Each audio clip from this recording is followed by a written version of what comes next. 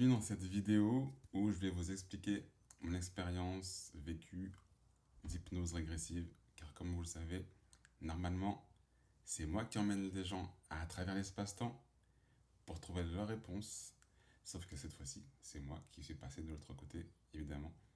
Ça faisait très longtemps que je ne m'étais pas fait faire une séance d'hypnose. Là, c'était le moment pour moi, donc comme ça, je vous fais un petit récapitulatif. Et pour ceux qui ne connaissent pas du tout, qui n'ont jamais fait de séance, ça va aussi vous donner une idée comment ça se passe en fait. Donc là, c'était une hypnose régressive, vie antérieure.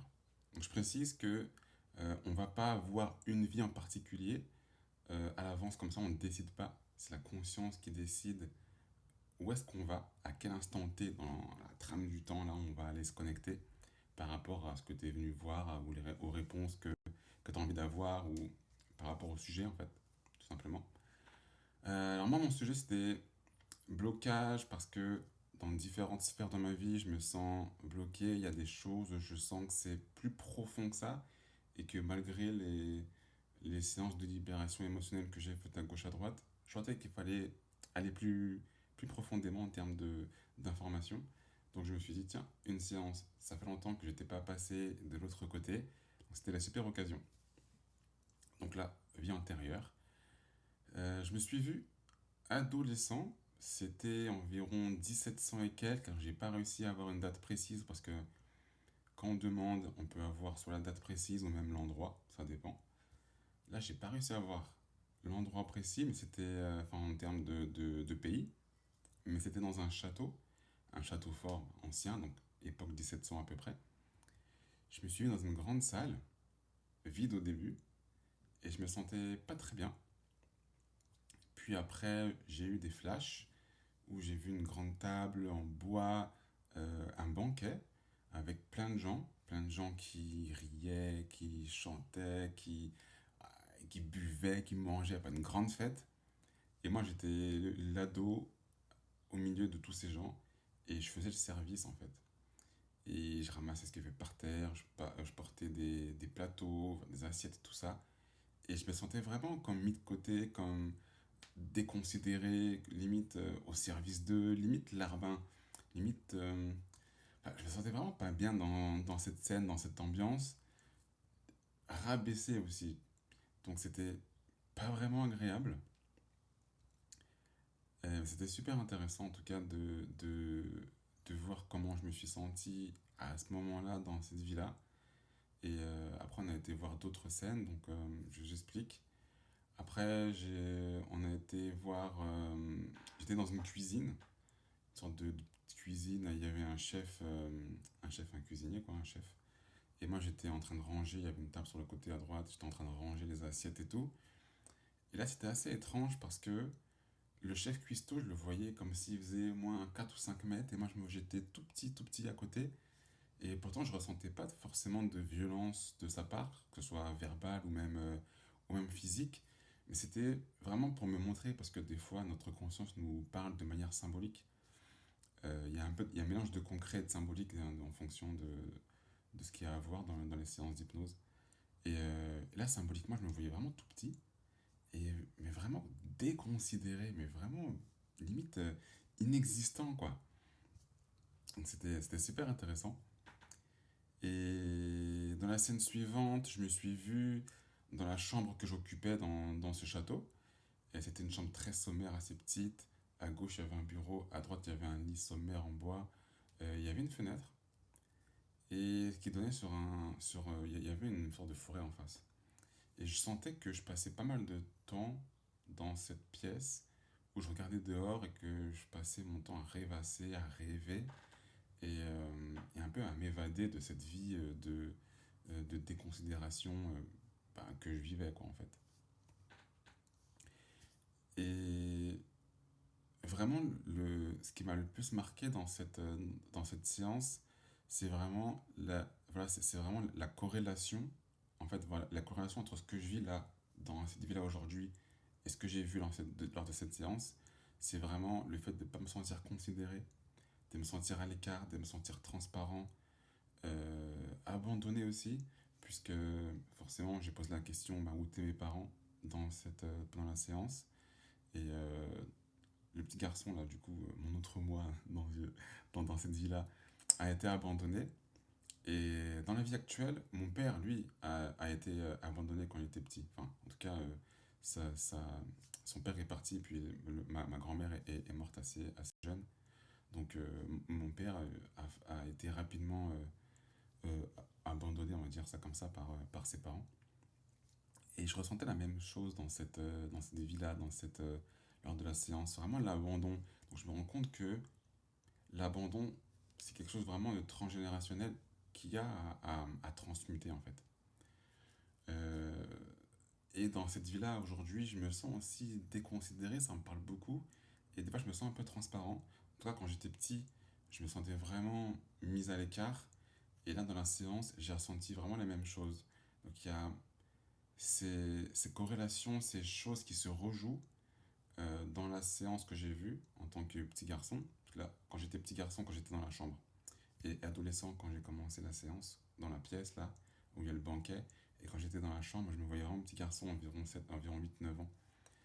Et, et aujourd'hui aussi, dans ma vie, je me sens... bon, je suis cancer aussi, donc ça joue, mais les cancers rêvassent beaucoup, on a beaucoup d'imagination. Et là, dans la chambre, je me voyais petit garçon, je sentais que je rêvassais beaucoup, je rêvassais ma vie au lieu de la faire. Et quand on a posé la question, est-ce que j'étais prisonnier dans le château, la réponse était clairement non. J'ai été recueilli, vu que j'étais abandonné par mes parents, là, dans le petit garçon, là, dans cette vie-là, que j'ai vue. Mais j'étais pas prisonnier dans le château. Je pouvais sortir à n'importe quel moment, sauf que sortir pour aller où, voir qui, vu que j'étais tout seul et abandonné, j'avais nulle part où aller. Et j'avais pas encore le courage de pouvoir sortir du château et puis faire ma vie ailleurs, quoi, en fait, tout simplement. Donc c'était super intéressant de voir qu'est-ce qui se rejoue. Pour vraiment, le but c'est vraiment de conscientiser, d'intégrer en soi, en fait, les choses qui se rejouent, les choses qu'on a à transmuter, qu'on a à transcender dans la vie qu'on vit actuellement. Et c'est pas tout, puisque lors d'une séance d'hypnose régressive, après avoir vu ce qui se rejoue et posé des questions, parce qu'on peut aussi poser des questions par rapport à certains domaines de notre vie, à notre conscience, voire même directement à la vie qu'on voit. Euh, il y a aussi la partie soins énergétiques, coupage de liens. Donc ça se fait après. Donc après, on quitte la scène, donc on quitte la vie euh, pour se retrouver dans un endroit un peu plus neutre, où là on fait le soin énergétique et les coupages de liens, tout ça. Donc là, elle m'a proposé de couper le lien avec cet enfant. Je pensais que c'était le moment de le faire. Donc j'ai coupé le lien, en tout cas les liens toxiques, quoi, les liens qui font que je puisse, moi, ici, pouvoir transcender ça. Et quand j'ai coupé le lien, j'ai vu le petit garçon partir au loin, s'éloigner, mais je sentais qu'il avait peur et qu'il était triste. Ça, c'est symbolique. Et je me sentais un petit peu mal de faire ça parce que j'avais moi-même l'impression de l'abandonner. Et suite à ça, je lui ai parlé, je lui ai expliqué pourquoi j'ai fait ce geste de couper le lien. Et après, une fois qu'on a coupé le lien, bah forcément, on ne laisse pas le lien vide, entre guillemets, comme ça, parce qu'il faut toujours remplacer par de la lumière, par une sorte de nettoyage énergétique. Donc, quand on est passé à la partie de nettoyage énergétique, là, j'ai revu ce petit garçon à côté de moi, et je le voyais souriant, et je le sentais aussi soulagé. Euh, donc, ça m'a fait du bien. Ça m'a fait du bien. Ça montre, là aussi, la conscience nous montre symboliquement que ce qu'on est en train de faire, c'est bénéfique, en fait. C'est bénéfique pour nous, quand on fait la séance. Donc, c'était super intéressant à ce niveau-là de voir l'avant et l'après, coupage de lien. L'avant où je le vois s'éloigner en ayant la peur d'être de nouveau abandonné. Un peu mon enfant intérieur, quoi, en fait. Et après, où je le vois souriant, compréhensif de pourquoi j'ai fait ça et de ce qui se passe en fait. Toujours expliquer ce qui se passe. Et c'est aussi important, je pense, d'échanger des informations, puisque vu que le temps et le temps, enfin, la trame du temps, et c'est plusieurs instants T, instant présent entre guillemets, donc il y a le passé et le futur se confondent quoi. Donc il y a des vies comme ça où il y a des informations qui s'échangent entre les incarnations. Et ça, c'est important de le savoir aussi, de le conscientiser. Parce qu'il y a des choses qui se passent ailleurs qui nous impactent nous, et des choses que nous faisons et qui impactent aussi ailleurs. Donc, c'est c'est vraiment un jeu multidimensionnel, multitemporel.